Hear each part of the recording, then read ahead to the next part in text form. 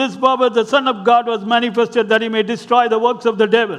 1 யோவான் 3:8 வாசிக்கிறோம், பிசாசினுடைய கிரியைகளை அழிக்கும்படிக்கு தேவனுடைய குமாரன் வெளிப்பட்டார். For this purpose the Son of God was manifested. Son of God was born. Manifested means he was born that he may destroy the works of the devil. இதற்காகவே தேவகுமாரன் வெளிப்பட்டார். அதாவது பிசாசின் கிரியைகளை அழிக்கும்படிக்கு தேவனுடைய குமாரன் பிறந்தார். In other words, the birth of Christ signifies the birth of one who is going to destroy the works of the devil. இயேசு கிறிஸ்துவினுடைய பிறப்பானது பிசாசின் கிரியைகளை அழிக்கிறதான பிறப்பாக இருக்கும். That's what Bible is talking. அதுதான் வேதாகமம் சொல்கிறது. Now meaning of destroy means cease to exist. அழிக்க என்று சொல்லும் பொழுது அது இல்லாமல் பண்ணும்படியாக. In other words, the works of the devil today are operating in the life of humans. இன்றைக்கு பிசாசினுடைய கிரியைகள் ஜனங்களுடைய வாழ்க்கையில கிரியை செய்து கொண்டிருக்கிறது. It takes different forms. Everybody knows what form it takes. பல முறைகளிலே அது வெளிப்படுகிறது. உங்களுக்கே தெரியும் அது என்னென்ன முறைகளிலெல்லாம் மனுஷனை தாக்குகிறது. But only one thing it does, it's known as destruction work. ஆனா ஒரே ஒரு காரியத்தை தான் அது செய்கிறது, அது அழிக்கிறது. Today many are being destroyed by the works of the devil. இன்றைக்கு अनेகர் சத்ருவின் கிரியைகளினாலே அழிக்கப்படுகிறார்கள். If this works of the devil has to be destroyed, then Christ has to be born.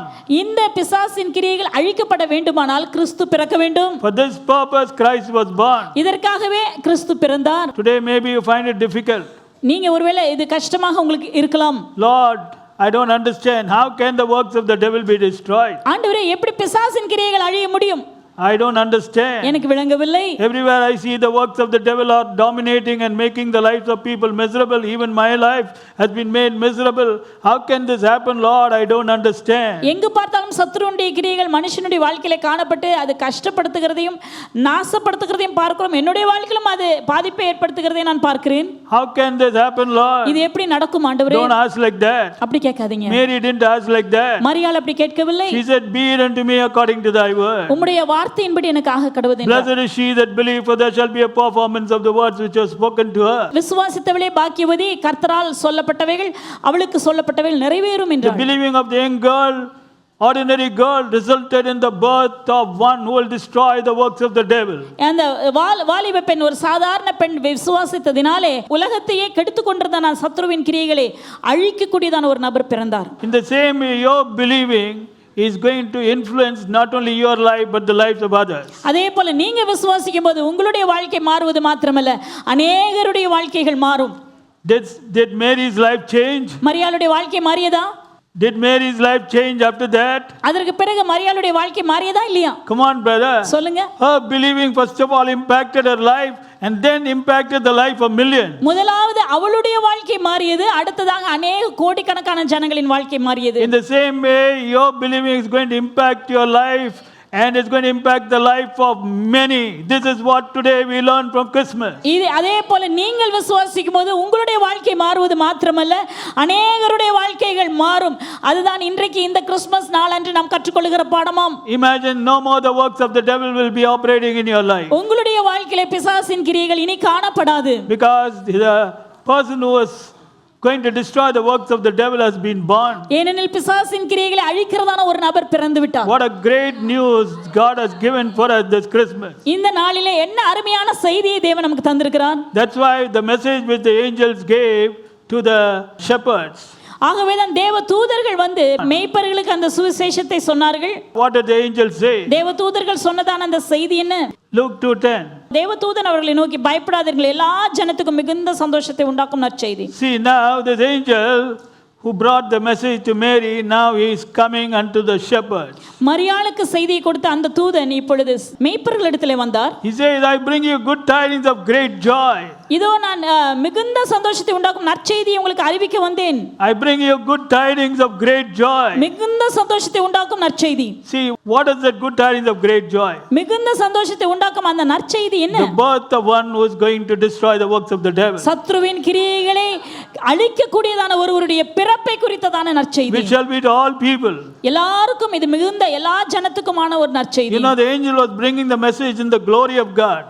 இந்த செய்தியானது தேவனுடைய மகிமையிலிருந்து வந்ததான செய்தி. The glory of God shone and then only the message came.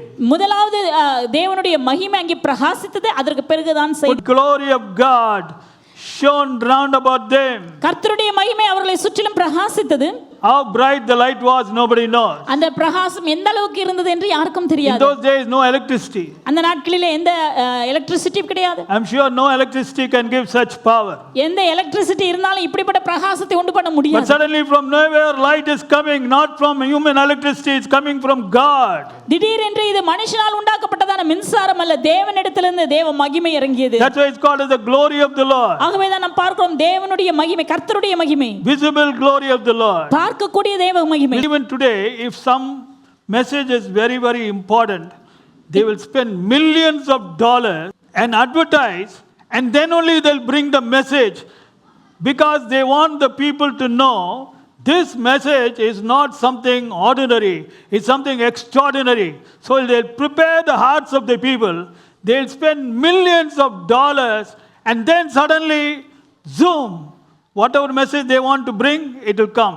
இன்றைக்கும் ஒரு முக்கியமான செய்தியை அவர்கள் கொண்டு வர வேண்டுமானால் முதலாவது அதற்காக அநேக ஆயிரக்கணக்கான பணம், கோடிக்கணக்கான பணத்தை செலவிடுவார்கள். ஏனெனில் அந்த செய்தி யாவருக்கும் போய் சேர வேண்டும் என்று விரும்புகிறார்கள். ஆகவே அதற்காக பணத்தை அவர்கள் செலவிட்டு அதற்கு பிறகுதான் அந்த செய்தி வரும்.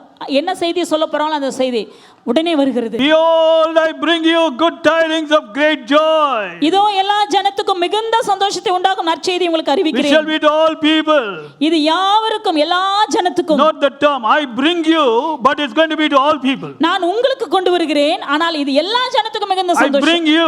உங்களுக்கு நான் கொண்டு I bring அறிவிக்கிறேன். you. உங்களுக்கு நான் You அறிவிக்கிறேன். have been chosen for getting the message. அந்த செய்தியை கேட்பதற்கு நீங்கள் தெரிந்து You கொள்ளப்பட்டவர்கள். have been chosen. நீங்கள் தெரிந்து Prophetically, கொள்ளப்பட்டவர்கள். it's coming to you, brother. Everybody here, come on. You have been chosen. கர்த்தர் உங்களோடு தான் பேச இந்த இடத்துல இருக்க I bring you. ஒவ்வொருவருக்கும் நான் உங்களுக்கு I அறிவிக்கிறேன். bring you. நான் உங்களுக்கு I அறிவிக்கிறேன். bring you. நான் உங்களுக்கு அறிவிக்கிறேன். But it shall be to all people. ஆனால் எல்லாருக்கும் மிகுந்த சந்தோஷத்தை உண்டாக்கும். The first message was only for Mary. முதல் செய்தியானது மரியாளுக்கு மாத்திரம்தான். Mary, I bring you. மரியாளே உனக்கு அறிவிக்க வந்தேன். Second message is for ordinary shepherds living an ordinary life. இரண்டாவது செய்தியானது சாதாரண மேய்ப்பர்கள், சாதாரண வாழ்க்கை வாழ்ந்து கொண்டிருந்தவர்கள். Always God selects ordinary people living ordinary life. எப்போதுமே தேவன் சாதாரண வாழ்க்கை வாழ்ந்து கொண்டிருக்கிற சாதாரண நபர்களை தேவன் தெரிந்து கொள்கிறார். That's why if you are today living an ordinary life and an ordinary person, I'm telling you, you better get really excited because God has got an amazing message for you. ஆகவே இன்றைக்கு நீங்கள் சாதாரண வாழ்க்கையை வாழ்ந்து சாதாரண நபராக இருப்பீர்களானால் இன்றைக்கு சந்தோஷப்படுங்கள். ஏனெனில் தேவன் உங்களுக்காக விசேஷித்த செய்தியை வைத்திருக்கிறார். Today many people think, oh, I'm born in an ordinary house, in an ordinary family, everything is ordinary. I am an ordinary person, everything is gone. I'm telling you to change your thinking because God has got some great plans for you which is going to manifest in His time. நீங்க நினைக்கலாம், உங்களில் சில நினைத்துக் கொண்டிருக்கலாம், நான் சாதாரண வாழ்க்கை வாழ்ந்து கொண்டு சாதாரண மனுஷனை போல இருக்கிறேனே.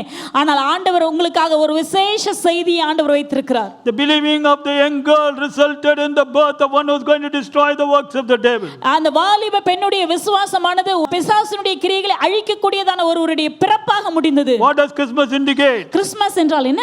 No work of the devil can have power over your life. எந்த சத்ருவினுடைய கிரியையும் உங்களுடைய வாழ்க்கையின் மேல் அதிகாரம் செலுத்த முடியாது. And God's eyes are open upon you and your family. கர்த்தருடைய கண்கள் உங்கள் மேலும் உங்களுடைய குடும்பத்தின் மேலும் திறந்திருக்கிறது.